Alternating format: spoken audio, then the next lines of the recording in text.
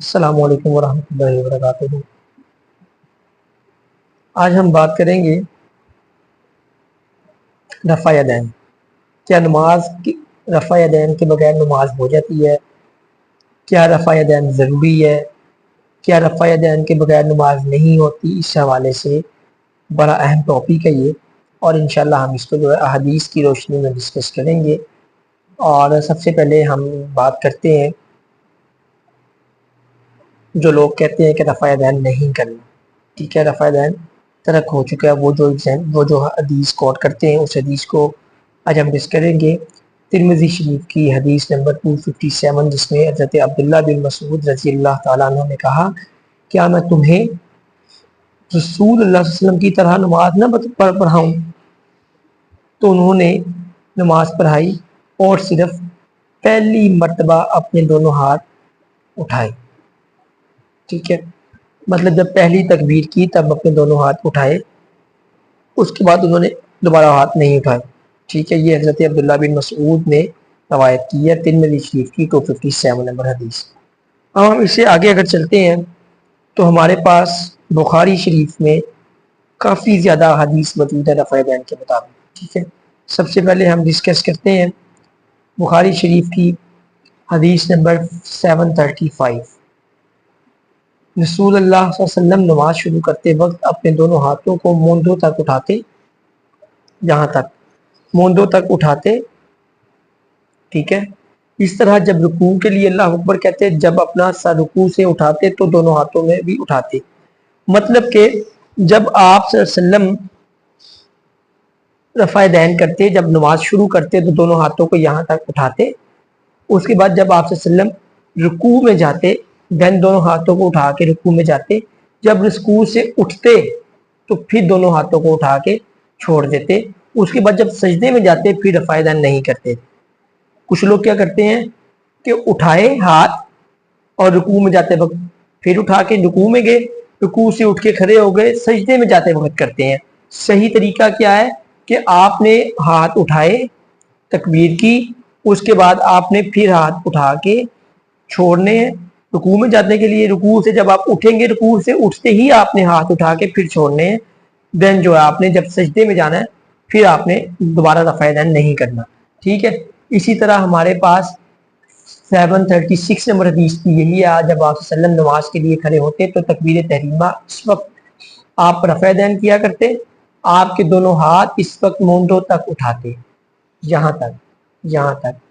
ٹھیک ہے، موندھوں تک اٹھاتے، اور اس طرح جب آپ رکوع کرتے تکبیر کہتے اس وقت بھی رفع یدین کرتے، اور جب رکوع سے سر اٹھاتے اس وقت بھی کرتے، اس وقت آپ کہتے سمی اللہ لمن حمیدہ، البتہ سجدے میں آپ رفع یدین نہیں کرتے تھے، ٹھیک ہے۔ اسی طرح ہمارے پاس بخاری شریف کی ایک اور حدیث ہے 737 میں اللہ کے نبی صلی اللہ علیہ وسلم نے فرمایا، جب نماز شروع کرتے تو تکبیر تحریمہ کے ساتھ رفع یدین کرتے، پھر جب رکوع میں جاتے اس وقت بھی رفع یدین کرتے، اور جب رکوع سے سر اٹھاتے تب بھی رفع یدین کرتے، ٹھیک ہے۔ بخاری شریف کی جب آپ کی حدیث دیکھیں گے 735، 736، 737، 738، 739، ان سب میں رفع یدین کی تاکید کی گئی ہے، ٹھیک ہے۔ اس کے بعد 740 تک جو ہے یہ ہمارے پاس، ہم آ جاتے ہیں آگے صحیح مسلم شریف میں۔ صحیح مسلم شریف کی حدیث نمبر 861، سفیان رضی اللہ عنہ سے، سفیان بن عیینہ سے ظاہری ہے، انہوں نے سالم سے اور انہوں نے اپنے والد عبداللہ بن عمر رضی اللہ تعالی عنہ سے روایت کی کہ انہوں نے کہا، میں رسول اللہ صلی اللہ علیہ وسلم کو دیکھا، جب آپ نماز شروع کرتے تو اپنے دونوں ہاتھوں کو اٹھاتے حتیٰ کہ انہیں کاندھوں کے برابر لے آتے، اور رکوع سے پہلے بھی، اس وقت بھی جب رکوع سے سر اٹھاتے، اب دونوں سجدوں کے درمیان انہیں نہیں اٹھاتے تھے، ٹھیک ہے۔ تو بہرحال اسی طرح ہمارے پاس اس کی 390 نمبر حدیث بھی مسلم شریف کی اسی پہ ہے، ٹھیک ہے۔ اور بہرحال جو ہے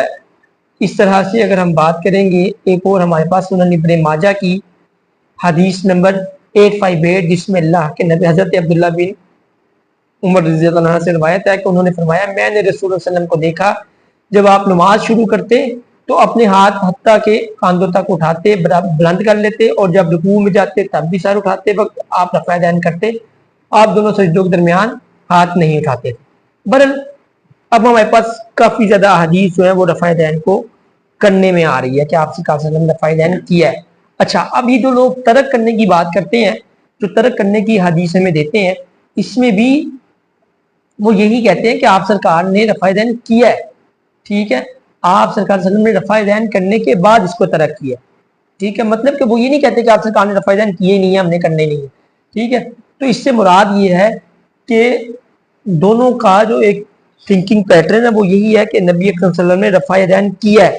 ٹھیک ہے۔ اب کچھ لوگ کہتے ہیں آپ صلی اللہ علیہ وسلم نے اس کے بعد رفع دین ترک کر دیا، کچھ کہتے ہیں آپ صلی اللہ علیہ وسلم نے رفع دین کنٹینیو رکھا۔ تو اس کا اختلاف ہے، اس اختلاف کو ہم نے اس قدر نہیں رکھنا کہ ہم جو ہے ایک دوسرے کے پیچھے نماز نہ پڑھ سکے۔ اب میں اکثر دیکھتا ہوں، میرے پاس بھی ابھی ریسنٹلی ایک بندہ آیا تو مجھے کہتا فیضان بھائی جماعت آپ نے کروانی ہے، ہم یہاں نماز پڑھ رہے تھے تو کہتا ہے میں نے آپ کے پیچھے نماز پڑھنی ہے۔ میں کہ یار میں کروا لیتا ہوں، کوئی مسئلہ نہیں، آفس میں تھا میں۔ تو یہ چیزیں جو نا یہ ہمیں ختم کرنی ہے کہ رفع دین کے پیچھے نماز پڑھنی ہے، رفع دین کے پیچھے نماز نہیں پڑھنی، اس کے پیچھے نماز نہیں ہوگی۔ اللہ کے نبی صلی اللہ علیہ وسلم نے جو ہے نا ہر طریقے سے نماز پڑھی ہے۔ اور بلکہ میں ایک اسکالر کو سن رہا تھا، ہمارے بڑے اچھے ایک اسکالر ہیں، میں ان کا نام نہیں یہاں پہ لے سکتا، وہ بھی یہی کہہ رہے تھے کہ رفع دین جو ہے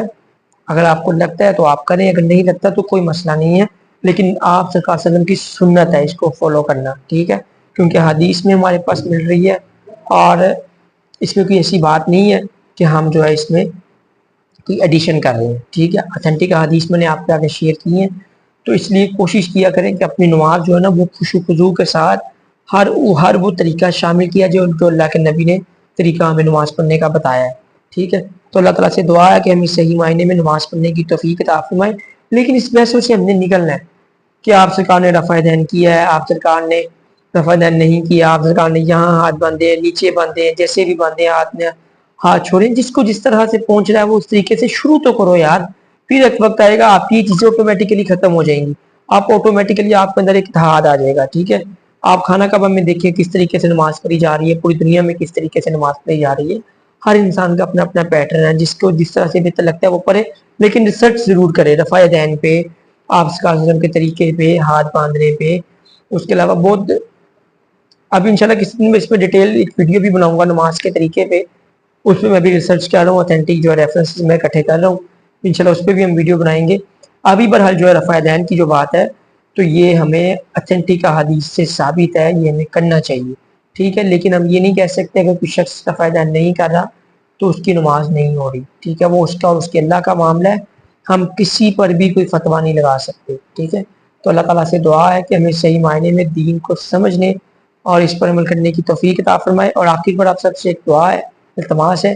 میرے لیے خصوصی دعا کیجیے گا، چند ایک دن سے میرے لیے کافی پریشانی کا باعث بنا ہوا ہے، کچھ طبیعت ناساز ہے، تو اپنی دعاؤں میں خصوصی یاد رکھیے گا۔ اور اللہ تعالیٰ سے دعا ہے کہ اللہ تعالیٰ ہمیں صحیح معنی میں دین کو سمجھنے اور اس پر عمل کرنے کی توفیق عطا فرمائے۔ جزاک اللہ خیر۔